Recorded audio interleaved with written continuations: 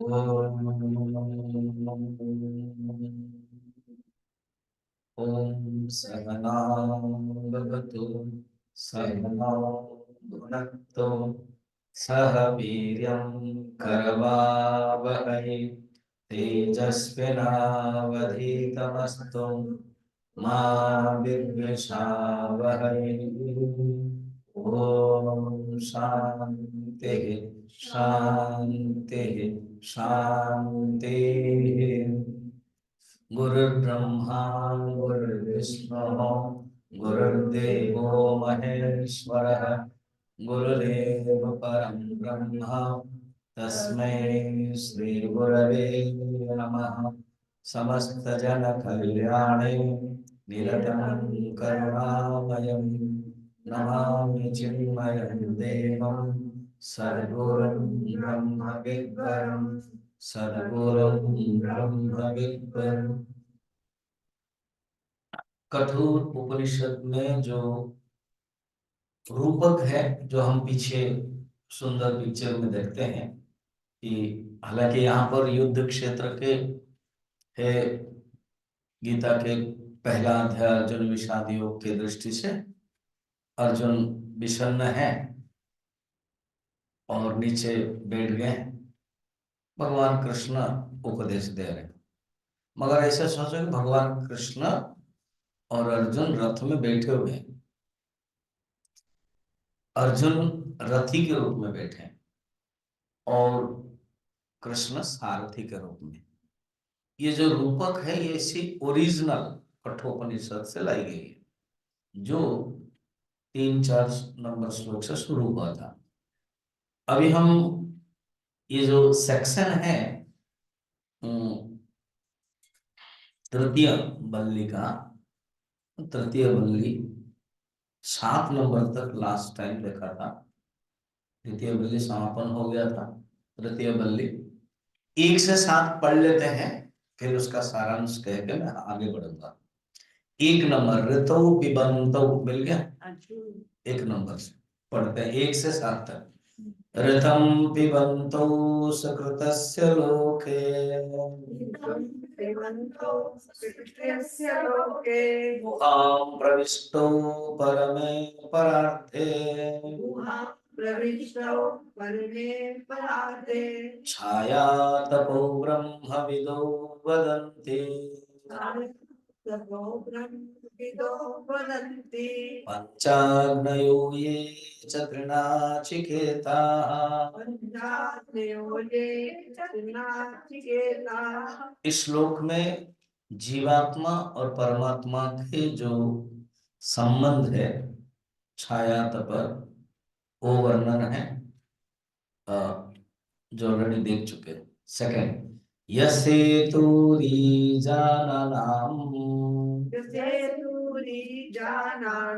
अक्षरं ब्रह्म यत्परम्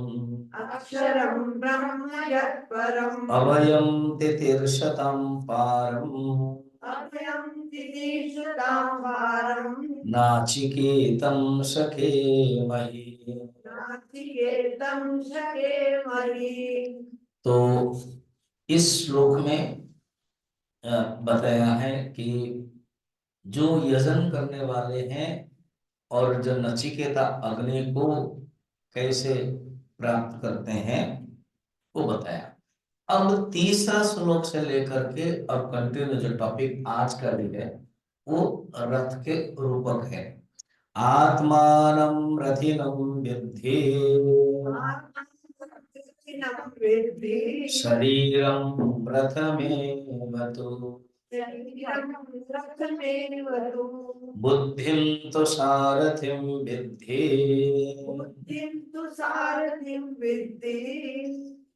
मनः प्रग्रहमेव च।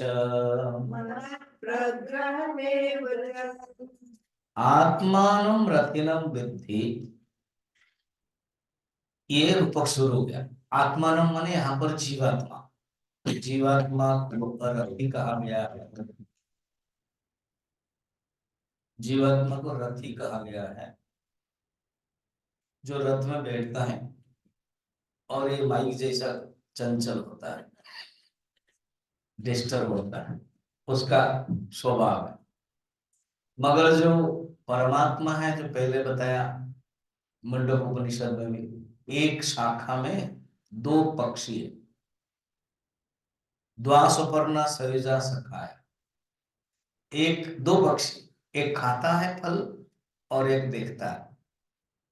तो जो खाता है वो जीवात्मा है, वो भुगता है, कर्ता भुगता। और जो देखता है वो दृष्टा है, साक्षी है। तो इसी प्रकार यहाँ पर रूपक बताया। कभी भी कोई रूपक हो या दृष्टांत हो, उसके सब चीज ले नहीं सकते, वो डिमेरिट से आ जाएगा। कोई एक पॉइंट लेकर के किया जाता। जैसे शाखा में दो पक्षी है, उसका मेन पर्पज है एक ही शरीर में जीवात्मा परमात्मा दोनों है। तो कोई सोच लेगा कि जीवात्मा परमात्मा दो अस्तित्व है, दो सत्ता वाला है। फिर इसी श्लोक में जो पहला नंबर श्लोक पढ़ा था, उसमें कहते नहीं, ये छाया तप जैसा है, एक है और एक अस्तित्व नहीं है, छाया जैसा। तो यहां पर एक रूपक दे रहे हैं, प्रसिद्ध रूपक है, आत्मानं रथिनं विद्धि। आत्मानं रथिनं विद्धि। तो ये जो रथी है, ये कौन है? ना आत्मा, आत्मा ने यहाँ जीवात्मा, जीवात्मा है। और उसके बाद यहाँ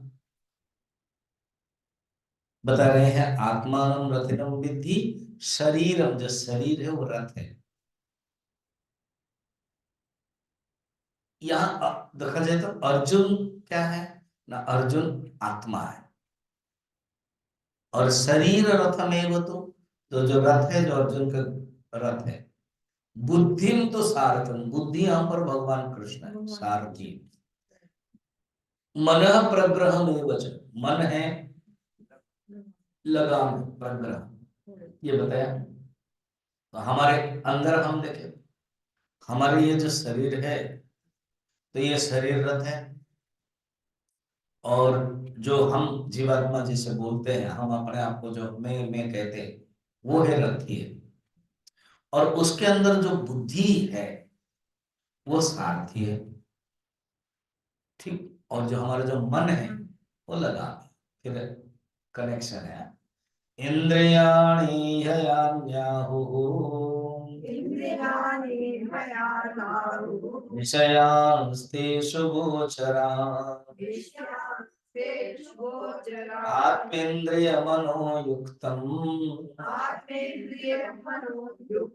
भोक्तेत्याहुर्मनीषिणः। इंद्रिय क्या है? घोड़ा है। जो हय है, घोड़ा, इंद्रिया ने हयान्या। और जो विषय है वो है गोचर है। घोड़ा कहाँ चला जाता है? खेती में चला जाता है। तो जो विषय है, हमारा जो मन है, वो इंद्रियों के माध्यम से संसार की तरफ चला जाता है, वो बताया। और कहते हैं ये जो आत्मा है, जीवात्मा जिसे बोल रहे हैं, जो रथी है, वो अपने आप में शुद्ध है। मगर जुड़ पानी अपने आप में शुद्ध है। गंदगी, गंदा पानी कब हो जाता है? जब मिट्टी के साथ, जब मैल के साथ मिलता है। तो आत्मा शुद्ध है। इंद्रिय और मन जुड़ने पर, नेक्स्ट लिख देखना, आत्म इंद्रिय मन युक्तम। आत्म इंद्रिय मन युक्तम भोक्ता इतिर आहुर मनीषिणः। तो ये जो जब होता है तो क्या हो जाता है? जब जुड़ जाता है, इसी को ही भोक्ता कहते हैं, इसी को ही कर्ता कहते हैं। आत्मेन्द्रिय मनोयुक्तम भोक्ते त्याहुर मनीषिणः। ये भी देख लिया था हम लोगों ने। अब आगे कहते हैं देखो, व्यवहार में जिसके इंद्रिय, माने एग्जाम्पल में रथ है। रथ शरीर अपने आप में कोई गलती नहीं होता है, गिरता नहीं है। घोड़ा जहां जाता है वो रथ गिर जाता है, कहीं चला जाता है, घोड़े के ऊपर निर्भर है। फिर घोड़े को अगर लगाम स्ट्रांग ना हो, लगाम कसा ना जाए, तो लगाम के, और है कौन लगाम कसाता है ना, जो सारथी है वो। तो यहां पर कहते हैं इंद्रिया, मन, बुद्धि, ये तीन अगर दुष्ट है तो गया उसका जीवन। ये 4 5 नंबर में था। यस्तो विज्ञानवान भवति अयुक्तेन मनसा सदा तस्येन्द्रियाण्यवश्यानि दुष्टाश्वा इव सारथेः। सारथी के अधीन जो दुष्ट घोड़े हैं, तो घोड़े दुष्ट हो और उसको लगाम भी कुछ काम नहीं देगा, और सारथी भी इस प्रकार के वो स्ट्रांग नहीं है, घोड़े को कंट्रोल नहीं कर पाता है, तो उसका जीवन कैसे होता है? अविज्ञानवान भवति। अविज्ञानवान भवति माने बुद्धि विवेक से रहित है। और जो चित्त है, अयुक्तेन मनसा, जो मन है वो युक्त नहीं है, कंट्रोल नहीं है, उसके जीवन इस प्रकार है। तो इंद्रिया और मन और बुद्धि, ये तीन अगर दुष्ट है तो वो जो आत्मा है, जो सारथी है, जो रथी है, उनको मुश्किल करा देता है। अब जो जिसका मन इंद्रिय कंट्रोल है वो अच्छा होता है। वो 6 नंबर में बताते हैं, यस्तु विज्ञानवान भवति युक्तेन मनसा सदा तस्येन्द्रियाणि वश्यानि सदस्वा इव सारथेः। जिसकी बुद्धि कुशल है, सारथी अच्छा है, बुद्धि कुशल है, सदा नियंत्रित है, मन भी, मन कंट्रोल है और बुद्धि भी कुशल है। जैसे सारथी भी अच्छा है और घोड़ा भी अच्छा है, लगाम भी बहुत स्ट्रांग है, ढीला नहीं है। कभी कभी जो लगाम है रस्सी पुराना होगा और ऐसे खींचते खुद ही टूट गया रस्सी, तो रस्सी भी स्ट्रांग है। घोड़ा भी अच्छा है, ट्रेन्ड है, घोड़े बहुत ट्रेन्ड है। कुछ कुछ आप देखते जो हॉर्स रेस होता है ना, वो मालिक को जान लेता है, ऐसे ही नाटक करता है, बैठते ही खुद ही नीचे भी आ जाता है, और कुछ बैठने ही नहीं देते हैं। तो जो बैठने नहीं देते हैं वो 5 नंबर वाला, जो बैठने देते हैं वो 6 नंबर वाला। तो ऐसे वर्णन कर दिया। अब 7 नंबर में कहते हैं, जो 5 नंबर बताया था वो 7 नंबर में उसकी गति बताते हैं, फल बताते हैं। अर्थात जिसका इंद्रिय, मन और बुद्धि कंट्रोल नहीं है, वो संसार में पड़ा रहता है, चक्र में चलता रहता है, दुख भी उसको मिलता है 7 नंबर में। और 8 नंबर में जो 6 नंबर में बताया उसका फल मिलता है। तो हम लोगों ने उस दिन 7 तक देखा था, नवंबर 10 तक देखा था जो प्रवचन था दिवाली। तो आपको याद है कि नहीं है? हाँ, तो नवंबर 10 तक, यही 7 तक देखा था। ठीक। यस्तु विज्ञानवान भवति अमनस्क सदा शुचिः न स तत्पदमाप्नोति संसारं चाधिगच्छति। उसका जो फल है 5 से कनेक्टेड है। 5 में वर्णन बताया और 7 में उसका फल क्या होता है? संसारम अधिगच्छति, संसार को ही प्राप्त करता है।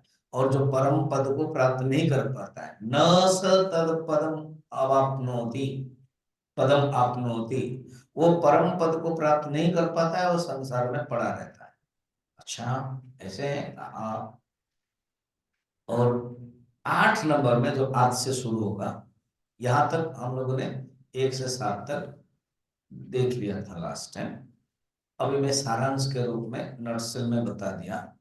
अब 6 नंबर में जिसका मन कंट्रोल है, जिसके इंद्रिया कंट्रोल है, जिसकी बुद्धि कंट्रोल है, बुद्धि में केवल परमात्मा के विचार आते हैं, उसको क्या मिलता है? भगवान कहते हैं, माने यमराज कहते हैं कि वो ही परमात्मा तत्व को प्राप्त करते हैं। 8 नंबर, यस्तु विज्ञानवान भवते समनस्क सदा शुचिः सतु तत्पदमाप्नोति यस्माद् भूयो न जायते।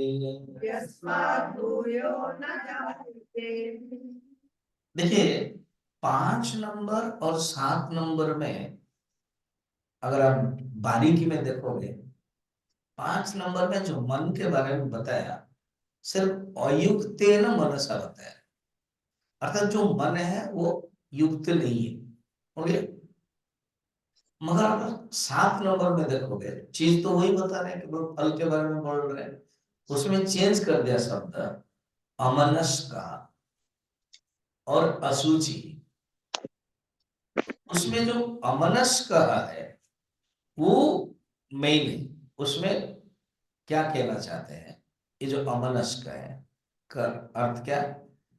वहां मन एक माध्यम है, मन एक मीडियम है। यहाँ कहते तो मन बाला हो जाता है। अमनस्क माने बाला, क प्रत्यय आ गया है, अमनस्क। यहाँ वहां पर भी अयुक्तेन मनसा था। सिंपल अगर समझने के लिए अमन कर दो, अमन। और यहाँ पर क्या, अमनस्क माने अमन बाला, अर्थात यहाँ पर वो मन के साथ जुड़ते जुड़ते मन मालिक बन जाता है, ये अर्थ है। इसलिए मन बाला हो गया। पहले मन कहता रहता है ऐसे करो, ऐसे करो, ऐसे करो, ऐसे करो, और मन की हम सुन लेते तो मन ही मालिक बन करके बैठता है। तो इसीलिए यहाँ पर कहते हैं अमनस के, ऐसे व्यक्ति और इतना अधीन हो जाता है मन के कि वो कुछ नहीं सुनता है, विचार भी नहीं कर पाता है, उसका हालत है। दूसरा देखो, समनस का माने वो अच्छे मन वाला होता है। जो मन की सुनता है वो मनमानी, जो बुद्धि की सुनता है वो बुद्धिमानी, और मन की सुनता है कुछ दिन के बाद बेईमानी हो जाता है, और जो बुद्धि की सुनता है वो बुद्धिमानी है, कुछ दिन के बाद स्वाभिमानी हो जाता है। अर्थात उसका एक पोजीशन रहता है, उसका एक स्थान रहता है, वो एक जो कहता है उसका एक वहजुद रहता है। वो अभी 8 नंबर श्लोक में कहते हैं। 7 हो गया ना, 8 अभी पढ़ लिया। अभी यस्तु विज्ञानवान भवति, जिसकी बुद्धि में विचार है परमात्मा के बारे में, और वो विज्ञानवान बुद्धि वाला हो जाता है, समनस्क। देखो, अमनस्क था वहां, यहाँ समनस्क माने अच्छा मन वाला होता है। बुद्धि और मन बहुत कनेक्टेड है, दोनों ही अंतःकरण है। एक भावनात्मक है और एक विचारात्मक। सूक्ष्म कौन है? बुद्धि है, याद रखना। अभी आगे के श्लोक में आएगा कौन सूक्ष्म है और किस प्रकार के कंट्रोल करना है, वो मैं थोड़ा खुद ही बताए। तो समनस का सदा शुचि, उसमें था असुचि। अब प्रिंटिंग में आप देखोगे एक राइट मार्क है, एस वाला है ना, वो ओ है। तो वो जो 7 नंबर में असुचि ही, शुद्ध नहीं है, पवित्र नहीं। शुचि माने पवित्र, और यहाँ पर शुचि पवित्र है। पवित्र मन, पवित्र माने केवल परमात्मा के बारे में चिंतन जाता है, संसार के बारे में जाता ही नहीं है। ऐसे सतु तत्पदम आपनोति, ऐसे व्यक्ति ही परमात्मा को प्राप्त करता है। पहले क्या था? न स, नहीं, प्राप्त नहीं करता है। 7 नंबर में प्राप्त नहीं कर पाता है। अगर यहाँ पर कहते हैं प्राप्त कर लेता है, यस्मात् भूयो न जायते। 7 नंबर में संसार में फिर प्राप्त करता है, और 8 नंबर में संसार के जो दुख है उसको मिलता नहीं है, ये बताया। अब आगे के श्लोक, अब ये जो आगे के जो श्लोक है उसमें 9 नंबर में कहते ऐसे विज्ञानवान व्यक्ति परमात्मा को प्राप्त करता है, उसको और कंफर्म करते हैं। रेले 8 में बता दिया, फिर 9 नंबर में उसको कंफर्म करते हैं कि वो जो परमात्मा प्राप्त करता है, पद को प्राप्त करता है, कौन से पद को कहते हैं? विष्णु पद को। तद विष्णु परमम पद, वो विष्णु पद को, वो परमात्मा तत्व को प्राप्त करता है। 9 नंबर, विज्ञान सारथिर्यस्तु विज्ञान सारथिर्यस्तु मन प्रग्रहवान् नरः स्वध्वन परमाप्नोति तद विष्णु परमं पदम्। विज्ञान सारथी यस्तु, जिसकी सारथी विज्ञान है। देखो विज्ञान अर्थात बुद्धि जब कंट्रोल हो जाता है उसका नाम ही विज्ञान है। जिसके सारथी विज्ञान है, मनः प्रग्रहवान नरः, ऐसे व्यक्ति मनोरूपी लगान को अपने अधीन करने वाला। मनः जो प्रग्रह है, लगाम है, वो कंट्रोल करने वाला है। प्रग्रहवान जैसे बाला बताया था ना, समनस्क, वैसे ही प्रग्रहवान। स्व अध्वन, अध्वन माने संसार के गति, अध्व संसार के मार्ग, संसार के आवागमन। स्व अध्वन परमाप्नोति, इससे परम आपनोति, गति से पार होकर, पार स्वधन पारमाप्नोति, पार पार है ना, नदी को पार करते हैं तो संसार को पार होकर के तद विष्णु परमम पदम, उस परमात्मा को प्राप्त करते हैं। ये इतना दो एक कंपैरिजन स्टडी बता दे। एक रथ होता है जिसमें कंट्रोल है, एक रथ होता है जिसमें कंट्रोल नहीं। तो थोड़ा महाभारत के रथ जो अभी बता रहे हैं, और एक भागवत में भी रथ। महाभारत के जो रथ है भगवान कृष्ण सारथी हो गए, तो सारथी कौन है? परमार्थी। भगवान का नाम है परमार्थ सपुरुषोत्तम।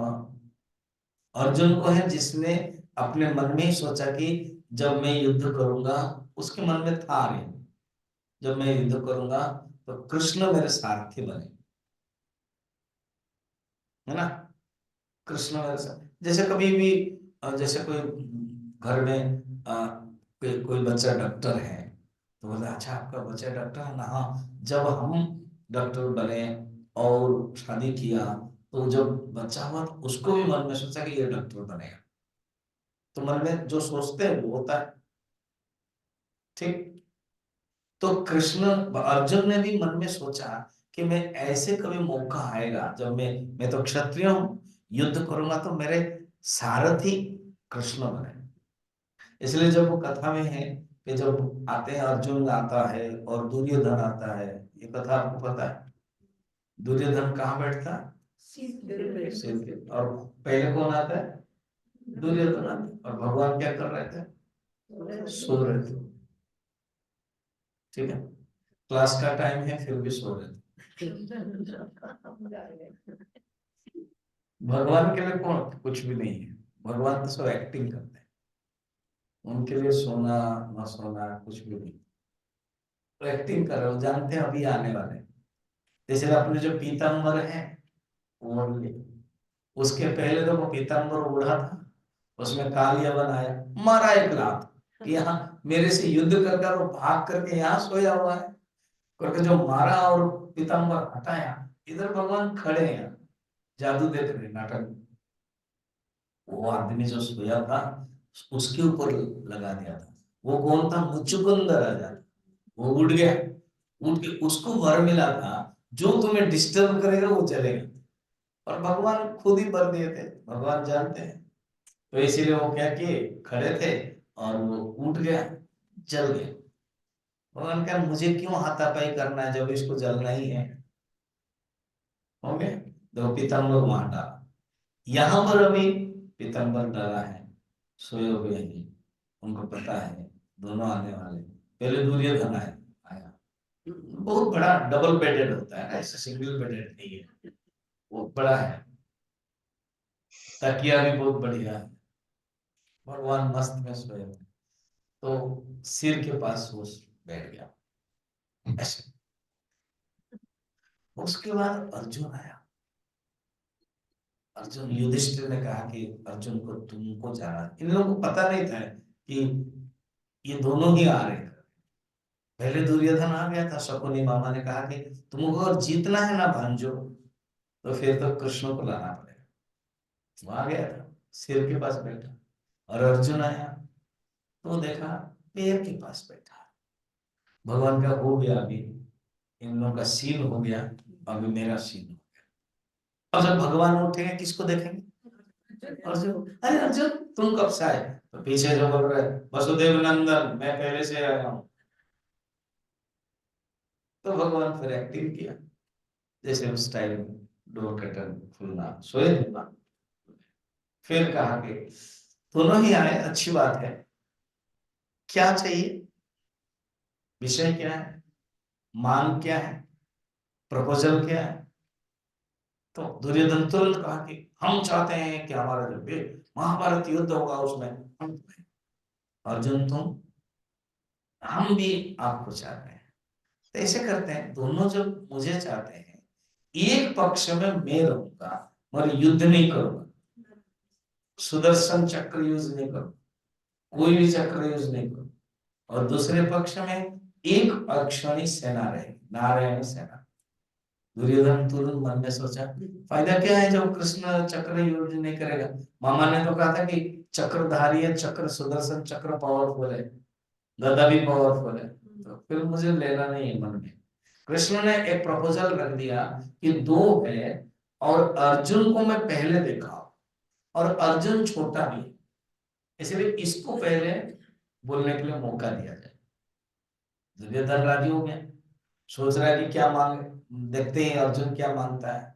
मांगने दो इसे, निहत्ते कृष्ण को, सचमुच कृष्ण को मांगा। अब खुश हो गया और कहा ठीक है नारायणी सेना में जा रहा हूं। उसने हरिओम तक नहीं कहा, चला गया। मनुष्य ऐसे होता है। शकुन ने कहा कि अरे ठगे गए तुम बुद्धि ऐसे नहीं किया। तो देखो, तो अर्जुन ने मांगा भगवान को सारथी के रूप में। ये हो गया सुंदर। जो सारथी, सारथी भगवान जैसे एक्सेप्ट करता है, मांगता है, उसका जीवन धन्य होता है। अब दूसरा एक रथ देखो, महाभारत माने भागवत में वसुदेव देवकी का विवाह हुआ। हम्म? तो वसुदेव देव के दोनों बेटे रथी के रूप में। और ओरिजिनल जो सारथी है वो चलाने वाला था, तुरंत कंस आया, सब व्यवस्था हो गई, घोड़े जितना दहेज देना है सब कुछ दिया, सब व्यवस्था किया। सारथी का उतरो, वो सारथी डर गया, पता नहीं क्या होगा, कहा कि मैं चलाऊंगा, सब खुश हो गए। अब सारथी बैठा, कौन है? कंस।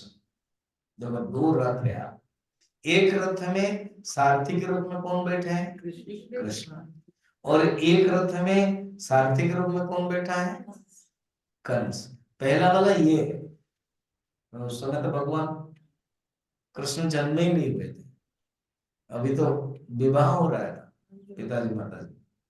और जो बैठे ऊपर से सब खुश हो रहे, अच्छा है, कंस अपनी बहन को कितना प्यार करता है, अब पता चलेगा। सब खुश हो गए, ताली में प्रशंसा किया, बातें किए ये। अब वो चला, 1 किलोमीटर गया ही नहीं, पटियाला से बारन तक आया ही नहीं है। बस आकाशवाणी हो गई। क्या हो गया आकाशवाणी? अरे रे तेरा काल बनेगा इन लोगों के अष्टम गर्भ, तुरंत उसने खड्ग निकाला, सारथी बना स्वार्थी। समझ में आया? अर्थात जीवन में अगर आप कंस को बैठाओगे, काम को बैठाओगे, तो वो सारथी स्वार्थी बनेगा। जीवन में आप परमार्थ को बनाओगे सारथी, तो वो 8 नंबर वाला 9 नंबर वाला हो जाएगा। स्वधन परमात्मोति तद विष्णु परमं पदम्। हमें तो भागवत की कथा के से पॉइंट लेना है, कहानी लंबा नहीं करनी। तो देखो, हमारे रथ में कहानी से थोड़ा सा लो, कौन बैठा है? कृष्ण बैठा है कि कंस बैठा है? कृष्ण बैठा है। हाँ, बहुत सुंदर, विजय भी होगा। यथा जय, यथा कृष्ण, यथा पार्थ, तत्र धनुर्धर पार्थ, जय होगा, विजय होगा। और कंस है तो वो डरावना, जेल करा देता है कि नहीं, उन लोगों को बांध देता है। तो इस प्रकार के जब कंस बैठता है, काम बैठता है, तो मनुष्य को बांध देता है। कहानी में भी ऐसी है ना, पता है कि नहीं? तो कंस जो मारने के लिए चल पड़ा, वसुदेव को तो देवकी तो डर गई थी, बहन है, नए नए शादी की है। वसुदेव बहुत बुद्धिमान है, कुशल भी, सत्यवादी भी है। उन्होंने कहा कि देखिए, आपने जो सुना है आकाशवाणी, मैंने भी सुना है, अष्टम कर्म, आपकी बहन शत्रु नहीं है आपके, मैं भी आपके शत्रु नहीं। आकाशवाणी क्या कहा? आपकी बहन के अष्टम गर्भ आपके कल बनेगा, इतना ही कहा। मैं वादा करता हूं एक एक गर्भ में आपको देने वाला। तो वो जानता है कि सर वसुदेव, तभी तो शादी कर हो गई है। वसुदेव इतने प्रसिद्ध थे, सत्यवादी है, आर्य पुरुष है, मान लेता हूं, ठीक है। मगर वो विश्वास नहीं करता है, और उनके जो सुरसेन मंडल है वहां नहीं भेजता, कहता ना आप आओ। तो अभी अभी शादी हुई है, अपने घर जाना चाहिए ना, जेल में रखो। जेल में रख दिया उसने, इधर ही आओ, कम बच्चा एक एक होगा तो मुझे दो। ठीक है। अर्थ क्या है इसको अध्यात्म में लेना? जिसके जीवन में कंस काम रूपक सारथी होगा, ऐसे रथी को जेल में डालेगा, बंधन में डालेगा। वो जो श्लोक है 8 नंबर वाला, 7 नंबर वाला, संसारम च अधिगच्छति, संसार में डालता है, जनता में डालता है, इसलिए जंतु कहते हैं। ये बताए। अब कहते हैं सुनो, ये जो इंद्रियां अनकंट्रोल है और मन कंट्रोल नहीं है, इसको तो साधक को तो कंट्रोल करना पड़ता है, कंट्रोल करना पड़ेगा। कैसे करेगा? कहते हैं उसको मालूम होना चाहिए कौन श्रेष्ठ है, और एक जो श्रेष्ठ है उसको पकड़ना है, जो निकृष्ट है उसको छोड़ना है। तो ये एक मेथड है, लय साधना मेथड। इंद्रियादि का तारतम्य का वर्णन, तारतम्य माने कंपैरिजन स्टडी है, कौन स्थूल है और कौन सूक्ष्म है, ये एक मेथड है, जानना है। 2 श्लोक में बताएं, 10 और 11। पहले श्लोक पढ़ेंगे तो इसके बाद इसका जो अर्थ है वो जानेंगे। और ये यहीं से ही गीता में गई है। पहले श्लोक जानो, गीता के अध्याय में है, कौन से अध्याय, कौन से श्लोक है, वो हम आपको बता देंगे। इंद्रियेभ्य परा यर्थाः अर्थेभ्यश्च परं मनः मनसस्तु परा बुद्धिः बुद्धेरात्मा महान् परः महतः परमव्यक्तम् अव्यक्तात् पुरुषः परः पुरुषं न परं किंचित् सा काष्ठा सा परा गतिः।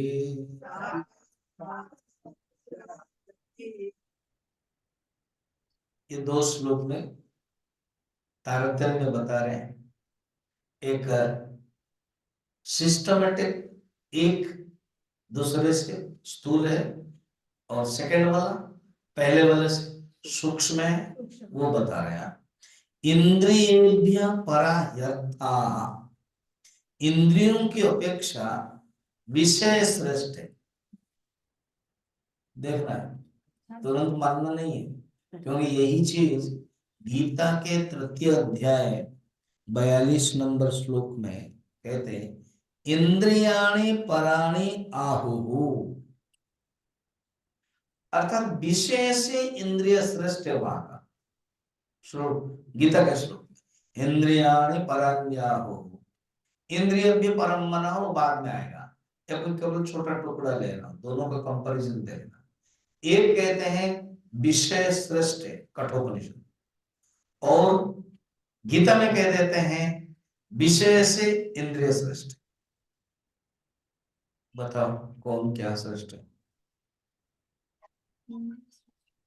मोबाइल श्रेष्ठ है।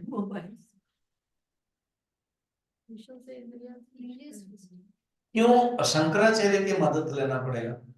नियम के अनुसार तो इंद्रिया श्रेष्ठ है, विषय तो स्थूल है। ठीक है, विषय स्थूल है, इंद्रिय श्रेष्ठ है। श्रेष्ठ का तीन अर्थ होता है, एक होता है सूक्ष्म, ठीक है, एक होता है सूक्ष्म, दूसरा होता है महान, और तीसरा होता है अंतरात्मा, अंदर। ठीक, इंद्रिया सूक्ष्म भी है, महत भी है, महान है, और विषय बाहर है, इंद्रिया अंदर है। प्रत्येगात्मा बोलते हैं उसका, अंदर। तीन पॉइंट याद रखना अभी, क्योंकि ये तीन पॉइंट में ही देखना है हमें। कठोपनिषद में हम अगर चेंज कर रहे हैं, क्या कह रहे हैं कि नहीं, विषय श्रेष्ठ है इंद्रियों से, तो बड़ा लग रहा है अभी, अगर प्रैक्टिकल के दृष्टि से देख रहे हैं, इंद्रिय ही श्रेष्ठ है विषय से। विषय जो है वो स्थूल है और वो बाहर है, और इंद्रिया सूक्ष्म। मगर यहां पर क्या कह दिया, विषय श्रेष्ठ है ना, इंद्रिय परा करता। इसको समझने के लिए शंकराचार्य को मदद लेना पड़ेगा। उन्होंने क्या कहा, स्थूलानि तावत् इंद्रियाणि तानि, इंद्रियों को उपनिषद में कहा स्थूल है, क्योंकि, और विषय सूक्ष्म कहा है, कारण विषयों के द्वारा इंद्रिय प्रकाशित होती है, प्रकाशित करने के लिए इंद्रियों का निर्माण हुआ है। उन विषयों की अपेक्षा इंद्रियां स्थूल है। थोड़ा सा पॉइंट समझो, शंकराचार्य ने आंसर यहां दे दिया। क्या इंद्रिय का पर्पस क्या है? इंद्रिय का पर्पस यह है कि विषयों को ग्रहण करना। विषय अगर नहीं होता तो इंद्रियां काम नहीं करती। तो शंकराचार्य कहते हैं, आत्म प्रकाशनाय आरब्धानि तेभ्यः, क्योंकि अपने को, इंद्रियां अपने को प्रकाश करने के लिए किसको चाहिए? विषय चाहिए। बिना विषय में इंद्रियां नहीं हो। तो इसीलिए इस दृष्टि से विषय का स्थान है इंद्रियों को प्रकाश करने के लिए। तो उपनिषद में यमराज ने इंद्रियों को श्रेष्ठ कहा। बाकी आगे के जो टॉपिक है ना, वो गीता से ही है। देखना अभी नेक्स्ट क्या बोल रहे हैं, अर्थेभ्यश्च परम मना। अर्थ माने इन विषय, जो विषय भी श्रेष्ठ हुआ था, विषय से श्रेष्ठ मन है। मनसस्तु परा बुद्धि, मन से श्रेष्ठ बुद्धि है, बुद्धि से श्रेष्ठ आत्मा है, फिर आत्मा बुद्धि है, आत्मा महान परः, फिर बुद्धि से महान आत्मा माने महतत्व, महान आत्मा माने यहाँ पर महतत्व, महतत्व श्रेष्ठ है। फिर सेकंड श्लोक में महत परम अव्यक्तम, महतत्व से श्रेष्ठ है अव्यक्त प्रकृति। एंड प्रकृति से श्रेष्ठ है पुरुष। फिर पुरुष से श्रेष्ठ है कौन? कोई और नहीं, पुरुष ही श्रेष्ठ है। तो आप लोग इधर बोलोगे पुरुष से श्रेष्ठ है स्त्री, क्यों? देखो ज्यादा है।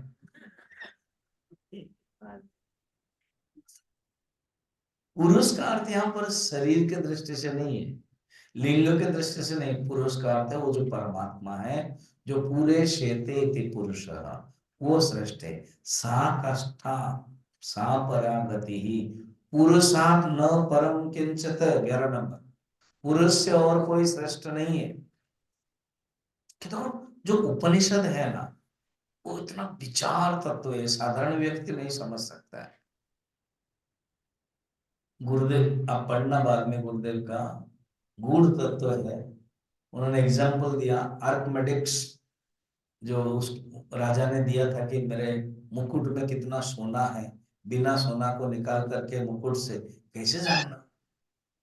तो वो टॉप में स्नान कर रहा था, पानी था, और जब अंदर घुस गया तो पानी उछल गया, तो उसको मिल गया, जान लिया। तो ऐसे कुछ सूत्र जान लिया, तो वो उलग्न ही स्नान कर रहा था, वो गली में यूरेका यूरेका यूरेका का, यूरेका माने मिल गया। प्रसिद्ध है ये बात है, क्योंकि उसको आर्किमेडिक सूत्र मिल गया, इसलिए आर्किमेडिक सूत्र कहा गया है।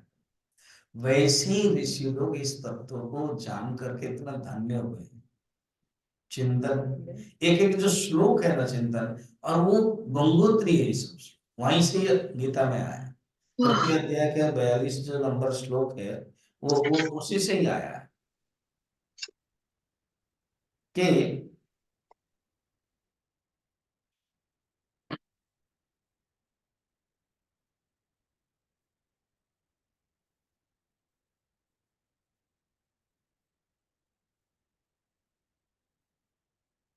उसी श्लोक से आया। इंद्रियाणि, जो ओरिजिनल श्लोक है ना गीता का, इंद्रियाणि हयन्याहुः इंद्रियभ्य परम मनः मनसस्तु परो बुद्धि यो बुद्धि परतस्तु सा। इसमें आप देखना, उन्होंने 2 स्टेप छोटा कम कर दिया भगवान ने। ये जो महत्त्व है, वो महत्त्व को नहीं दिया, बुद्धि से डायरेक्ट परमात्मा बता दिया एक ही श्लोक। इंद्रियभ्य परम मन मनसस्तु परा बुद्धि यो बुद्धि परतस्तु सा। बुद्धि से श्रेष्ठ परमात्मा, बस। बीच में अभी क्या आया था यहाँ पर उपनिषद में? महातत्व। महातत्व माने हिरण्यगर्भ। बुद्धि व्यष्टि है, और उससे परे कौन है? महातत्व है जो समष्टि है। इंद्रियभ्य परा हर्ता अर्थभ्यश्च परम मनः मनसस्तु परा बुद्धि बुद्धि आत्मा महान परः। फिर उसके बाद क्या कहता हूँ? महतः परम अव्यक्तम अव्यक्ता पुरुष परः पुरुषन्न परम किंचित सा कष्टा सा परागति ही। वो ही एकमात्र परमात्मा तत्व है, वो उससे और परे कोई है नहीं। यस्मान यस्मन् अनीयोन्नयन्यस्ति कश्चित् वृक्ष एव स्तब्धः दिभिः तिष्ठति एकत्तरतेनं पूर्णं पुरुषेण सर्वम् यस्मात् परं नापरम् अस्ति किंचित्। ये श्वेताश्वतर उपनिषद में भी यही बात है। उस परमात्मा से और कोई श्रेष्ठ नहीं है। अर्थ क्या है? साधक को वो जो रूपक के माध्यम में बता करके कहते देखो, तुम विषय, इंद्रिय, मन और बुद्धि से एक एक हटा करके तुम परमात्मा के पास जाना पड़ेगा।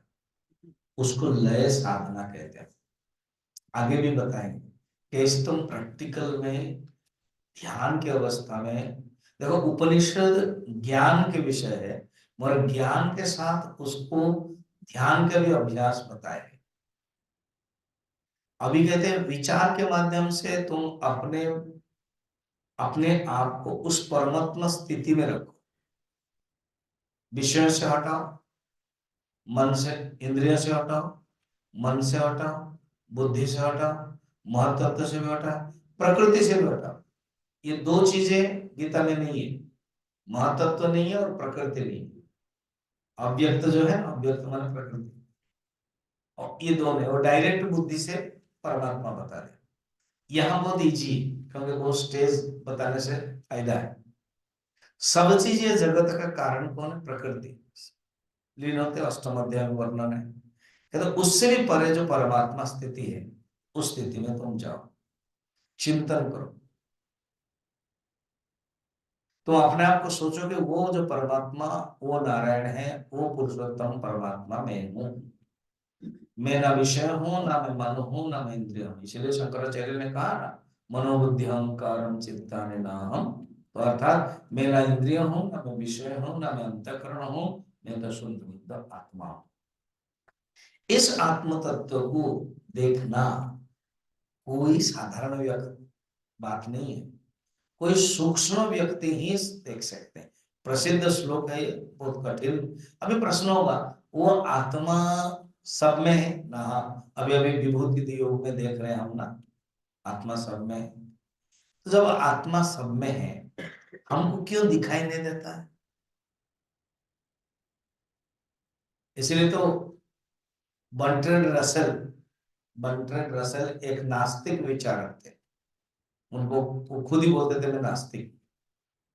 वो परमात्मा भगवान, परमात्मा छोड़ो शब्द, भगवान गॉड, कहते हैं कोई गॉड फॉड नहीं है। क्यों? वो जब टॉक देते थे उस समय भी लोग उनको सुनने के लिए आते थे। तो कहते थे देखो, मैं एक एक्सपेरिमेंट ले रहा हूं, क्या? अगर परमात्मा है, गॉड है, तो वो भी दिखाई दे रहा। तो मैं कितना मिनट टाइम दूं? ऑडियंस से पूछते थे, कितना मिनट टाइम दूं? हाँ, 2 मिनट। तो वहीं पर भी ऐसे डॉक्टर शैली जैसा कोई होंगे जो 2 मिनट बोले। तो एक ने कहा कि नहीं कि हम स्लो है, थोड़ा 5 मिनट दे। तो वो बोले नाउ योर टाइम स्टार्ट्स करके 5 मिनट तो इंतजार करते। किसके लिए? गॉड। अगर गॉड है तो उनको आना चाहिए और दिखाना चाहिए कि यस मैं हूं। 5 मिनट तो ऐसे ही खत्म हो जाएगा कि नहीं? 5 मिनट क्या है, 500 मिनट खत्म हो जाएगा। कोई गॉड तो आएगा ही नहीं। तो देखा, कोई गॉड।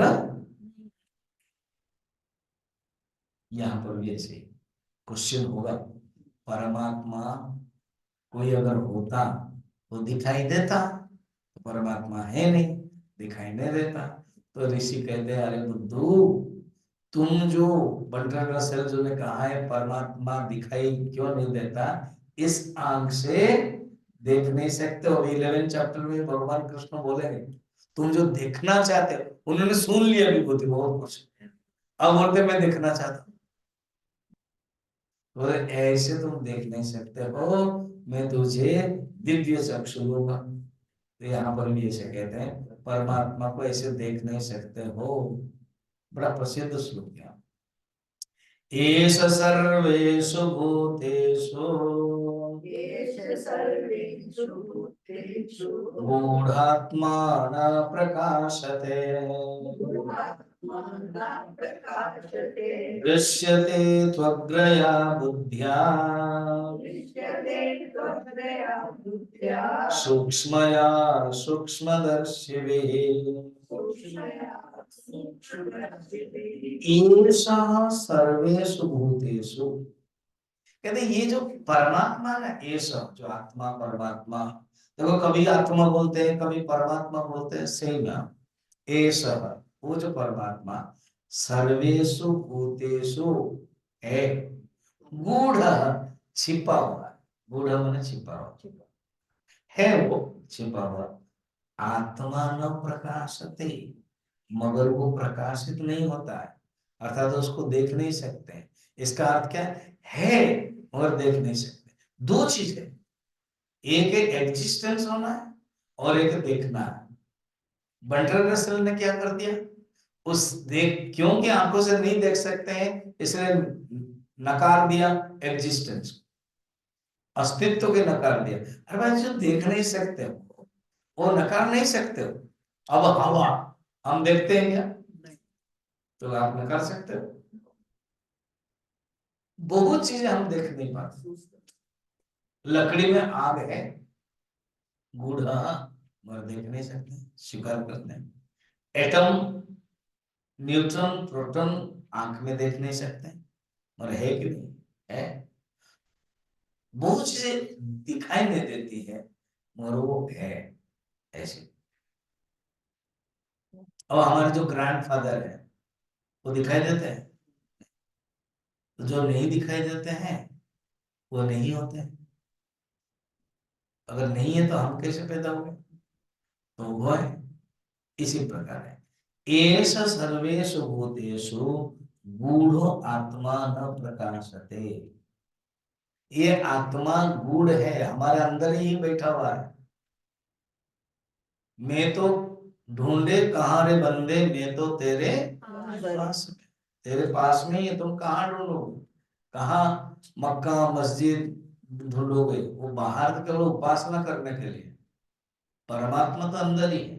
ये सर्वेषु भूतेषु गूढ़ात्मा न प्रकाशते।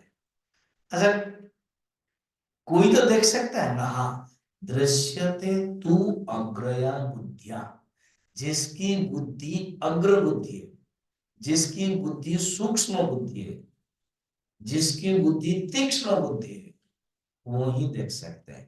दृश्यते तू अग्रया बुद्धिया सूक्ष्मया सूक्ष्मदर्शी भी, जिसकी बुद्धि तेज है, सूक्ष्म है, तीक्ष्ण है, वही देख सकते हैं। इसलिए देख सकते हैं, ये नहीं कि देख नहीं सकते हैं, मगर बुद्धि तीक्ष्ण होना चाहिए, ये बताया। तो सब लोग देख नहीं सकते हैं, केवल परमात्मा को वही दे सकते हैं। अब 13 नंबर श्लोक में आज के लिए इतना। साधक पूछता है, ठीक है, ये जो इंद्रियां वो तकलीफ देती है रे, और मन भी बहुत तकलीफ देता है, उसको हम शांत कैसे करें, कैसे शांत करें? तो कहते हैं ये एक लय प्रक्रिया, ये लय मेथड है। खुद साधक को जानने के बाद प्रैक्टिस भी करना है, और व्यवहार में उसको प्रैक्टिकल डेमोन्स्ट्रेशन भी करना है। 13 नंबर है, यच्छेद्वां मनसि प्रज्ञः यच्चेवांसि प्रज्ञा तच्चेत् ज्ञानमात्मने, तद्यच्चेदात्मनि ज्ञानमात्मनि महति नियच्छेत् तद्यच्छेत् शान्तमात्मने।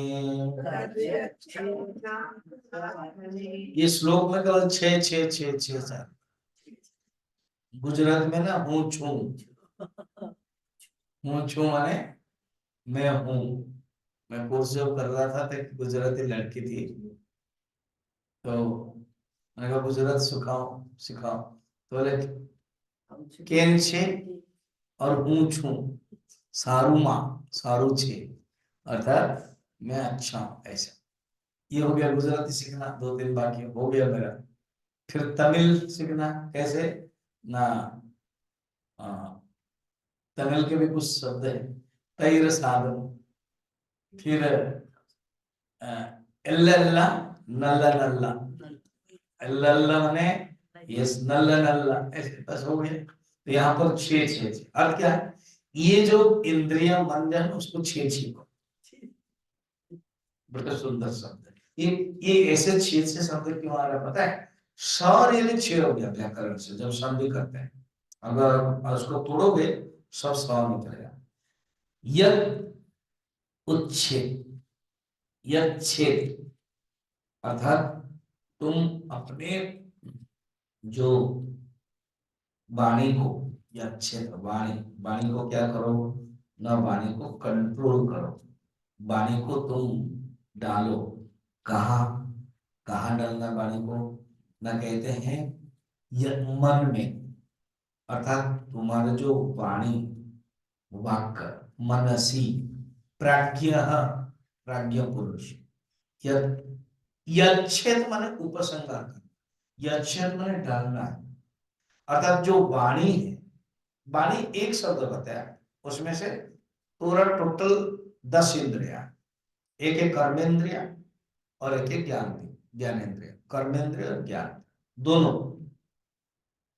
वाणी शब्द से पूरा इंद्रिय, इंद्रिय भागती है ना, तो इसको इंद्रियों को तुम मन में डालो। कैसे करें मन में, कि मन के द्वारा तुम कंट्रोल करने के लिए कोशिश करो, और जो इंद्रियां भाग रही है उसको एलाउ मत करो।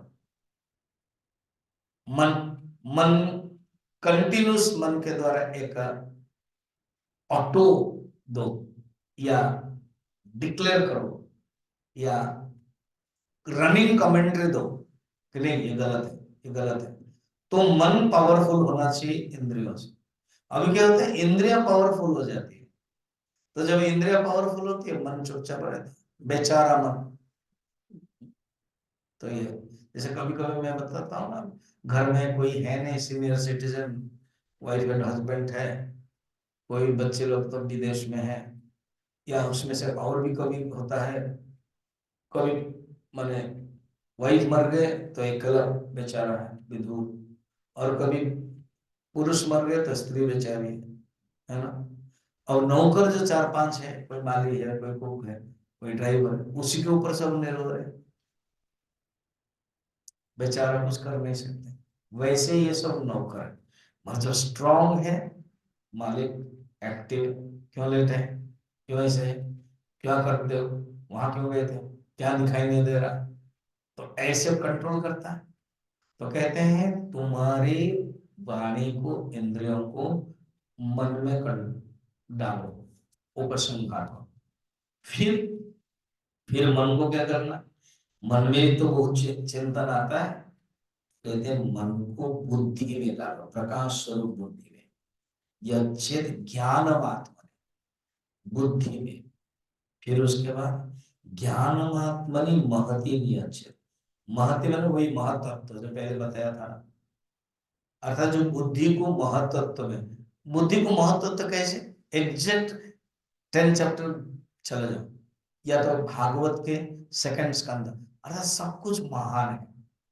जो तुम्हारी छोटी बुद्धि है वो विराट है। उपासना के भी अर्थ वही है, पूजा का भी अर्थ वही है, निकृष्ट वस्तु उत्कृष्ट भाव। तो छोटी बुद्धि को तुम बड़े बुद्धि में डालो, और उसके बाद तत् शांत आत्मा, उसके बाद शांत आत्मा में जो परमात्मा है, यहाँ पर परमात्मा को शांत आत्मा का, शांत आत्मा में करो। ये लय चिंतन करने का मेथड है। धीरे धीरे हमारे जो मन में आता है, जो विचार है, जो भावना है, उसको बुद्धि में डालो, और जो बुद्धि के अंदर जो अलग अलग विचार आते हैं उसको महत्त्व में डालो, अर्थात बुद्धि जो संकुचित है कि मैं इतने, उसको ऊपर करो, और जो महातत्व है उसको पहले जैसे बताया था अव्यक्त प्रकृति में करो, और अव्यक्त प्रकृति को परमात्मा में लीन करो। तो ये लय वहां पर श्रेष्ठ बताया था, जो श्लोक, 2 श्लोक में 10 और 11, और यहाँ पर 13 नंबर में बताया कि तुम उसको प्रैक्टिस कैसे करोगे, और जब प्रैक्टिस करोगे देन तुम्हारा इंद्रिय मन बुद्धि एक औजार बन करके व्यवहार करेगा। ये बात बताते हैं। ओम पूर्णमदः पूर्णमिदं पूर्णात् पूर्णमुदच्यते पूर्णस्य पूर्णमादाय पूर्णमेवावशिष्यते।